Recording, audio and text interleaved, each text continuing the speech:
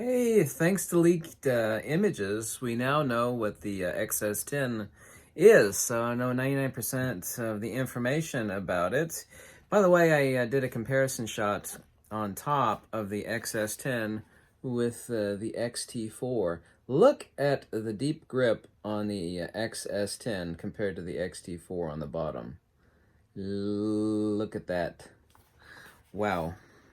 Um, no D-pad on the back, just like the XT30 has been replaced with a touch swipe functionality on the LCD display, which, by the way, is the exact same display as found on the XT4, the fully articulating display.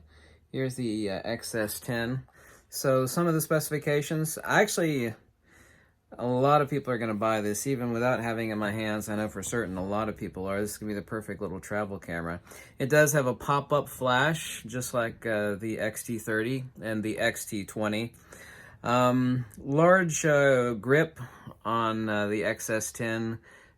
Presumes that the battery is going to go in perpendicular to the body. Single card slot, same sensor as the XT4. There is a new designed, slimmer IBIS mech that's in the X-S10. Presumably that will actually forward migrate into new Fujifilm cameras. So there is IBIS in it, but it is a new, slimmer, low power consumption IBIS mech. Also, too, even though this uses the same old battery as found in the XT30 and X Pro 3, Fujifilm actually has made a lot of improvements on the camera for power consumption, so it does not need the large battery as found in the XT4. So super slim camera with a very deep grip, which is actually exactly what people have been asking for. As said, the same fully articulating screen as the XT4.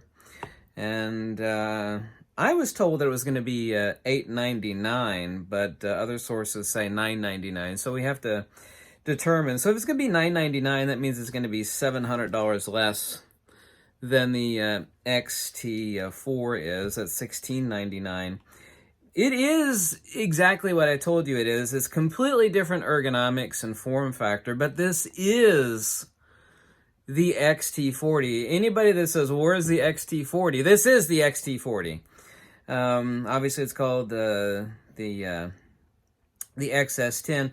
This is kind of humorously, yet accurately, like the XH1 had a love child with the XT30, but with the IBIS mech and improved specifications of that of the XT40. People will say that there are not enough dials on the X-S10, but I mean, you are paying $700 more for an XT4 for a reason. So let's take a look at that again. The X-S10 on top and XT4 below. Yeah. So there is a pop-up flash. But yeah, it's exactly like the XH1 had a love child with the XT30. Yeah. XH1 and XT30 love child. Really the best of both worlds. I can see why Fujifilm made this camera exactly this way. It has the deep grip everybody's asking for. It has the IBIS that basically everybody has been asking for. It's extremely compact. You don't need all those dials, by the way, with the front button functionality.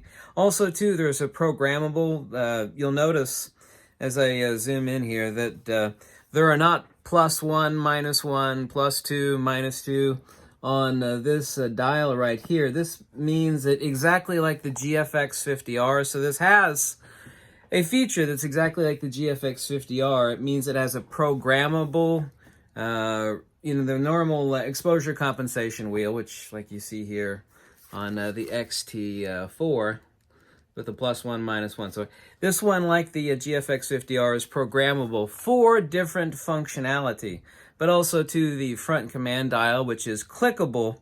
You can actually go, like what I do, is I don't turn the dials on most of my Fujifilm cameras. I'll press in the front dial and let me choose between exposure comp, ISO, and aperture, for example. I basically shoot nearly everything, aperture priority, or manual. So that's really all I shoot. Aperture priority 98% of the time. So that's the reason why that rear dial is not marked. The Q button placement is just forward of the programmable rear command wheel, which you can see the Q button right up there. Also, too, they put the ISO button, which would be make it probably, although it's possible that it could be changeable vis-a-vis the button assignment, but I don't think so. The specific ISO button right beside the Q button. Yeah, it is. And over here you can actually also too see the lever for the pop-up flash, but also too this line around the hot shoe.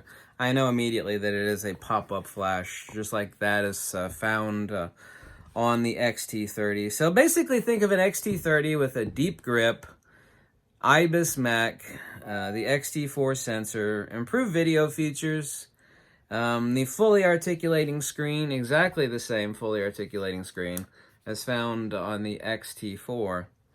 And at that price, Fujifilm's going to sell the hell out of the X-S10. Kind of hard to say X-S10. It's not hard to say it, but there's so many camera models in my head. So, man, that is a deep freaking grip. So, people are going to love that. Love child of the XH1 and XT30. That's exactly what it is. Thank you so much for watching, and wait for it. Fujifilm. Goodbye.